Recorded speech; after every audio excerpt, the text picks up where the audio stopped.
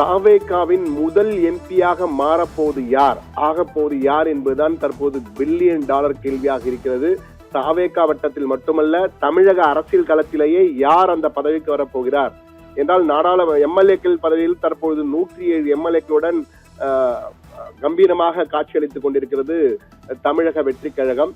எனவே தமிழக வெற்றி கழகத்தின் தலைவரும் முதலமைச்சருமான விஜயின் சாய்ஸாக இருக்க போவது யார், அந்த ஒரு எம்பியை வெல்ல போவது யார் என்றால், CV சண்முகம் அஇஅதிமுகவில் இருந்தபொழுது அவர் தன்னுடைய பதவியை ராஜினாமா செய்துவிட்டு எம்எல்ஏ பதவிக்கு போட்டியிட்டு தற்போது தேர்ந்தெடுக்கப்பட்டிருக்கிறார்.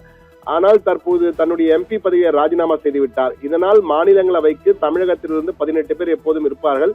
ஒருவர் தற்போது ராஜினாமா செய்துவிட்டதால் அதற்கான இடைத்தேர்தல் தற்போது அறிவிக்கப்பட்டிருக்கிறது.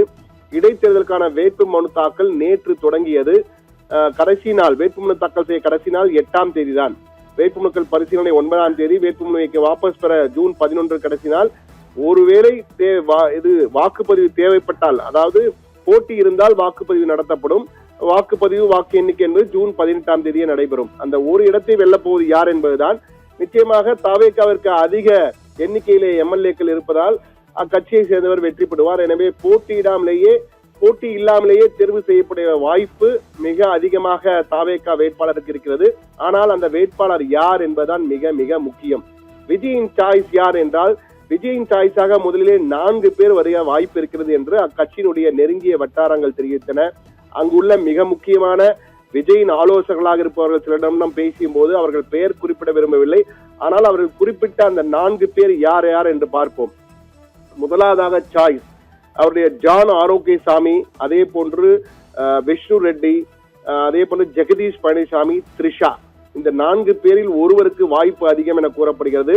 ஆனால் இதில் ஜான் ஆரோக்கியசாமியும் விஷ்ணு ரெட்டியும் கிட்டத்தட்ட போட்டியிலிருந்து விலகிவிட்டார்கள் என்றே கூறலாம்.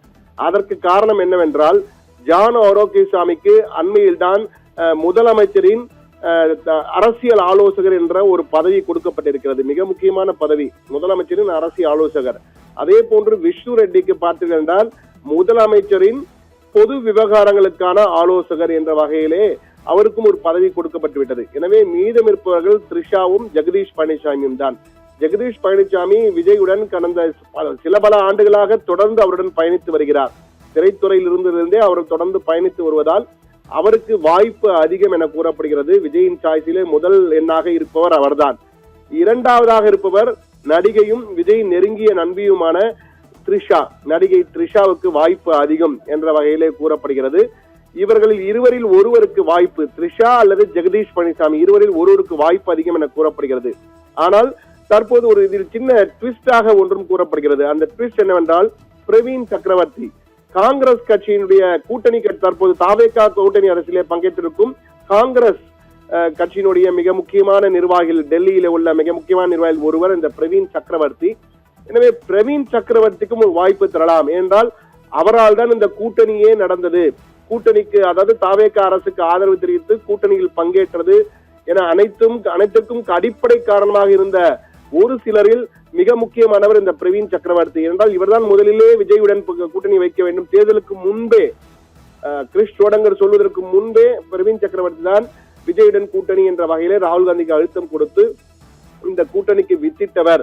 தற்போது தேர்தலுக்கு பிறகு உடனடியாக திமுகவுடன் சொல்லாமல் தாவேகாவுடன் இணைவதற்கு காரணமாக இருந்தது பிரவீன் சக்கரவர்த்தி என்பது அனைவருக்கும் அறிந்தது.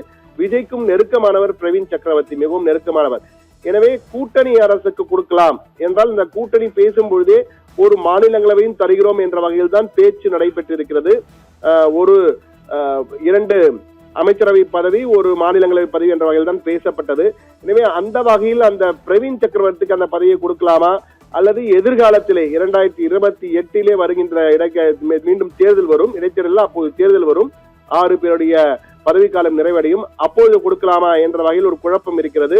என்றால் இது எளிய வாய்ப்பு என்பதால் முதல் எம்பியை தாவேகாவே பெற்றுக் கொள்ளட்டும் என்ற வகையில் விஜய் முடிவு செய்கிறாரா என்று. ஆனால் காங்கிரஸ் கட்சியை பொறுத்தமட்டிலே விஜயின் முடிவுக்கே அவர்கள் விட்டுவிட்டார்கள். எனவே விஜயின் சாய்ஸ் இந்த 5 பேரில் ஒருவர்.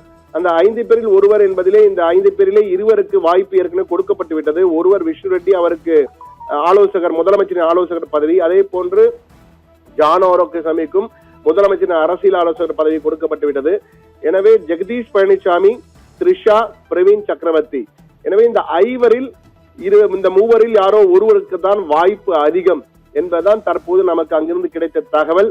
இன்னும் ஓரிரு தினங்களில் 8ஆம் தேதி கடைசி நாள். எனவே இந்த யார் போட்டியிட போகிறார், இந்த வேட்பாளர் யார் என்பதை விஜய் முடிவு செய்வதற்கு இன்னும் 5 நாட்கள் தான் இருக்கின்றன, 6 நாட்கள் இருக்கின்றன. எனவே இன்னும் ஆனால் ஓரிரு நாட்களிலே விஜய் இந்த முடிவை அறிவிக்க இருக்கிறார். ராஜ்யசபா தேர்தல், அதாவது மாநிலங்களவை தேர்தல் இடைத்தேர்தலிலே தமிழகத்திலிருந்து தேர்ந்தெடுக்கப்படும் அந்த வேட்பாளர் யார், தாவேகாவின் அந்த வேட்பாளர் யார், தாவேகாவின் முதல் எம்பியாக ஆக போவது யார் என்பதை விஜய் தேர்வு செய்ய இருக்கிறார். அந்த ஓரிரு நாளில் இந்த அறிவிப்பு அதிகாரப்பூர்வமாக வருகிறது. இதில் ஜெகதீஷ் பழனிசாமி, த்ரிஷா அல்லது பிரவீன் சக்கரவர்த்தி, இந்த 3 பேரில் ஒருவருக்கு வாய்ப்பு இருக்கலாம் என்ற வகையில் கூறப்படுகிறது.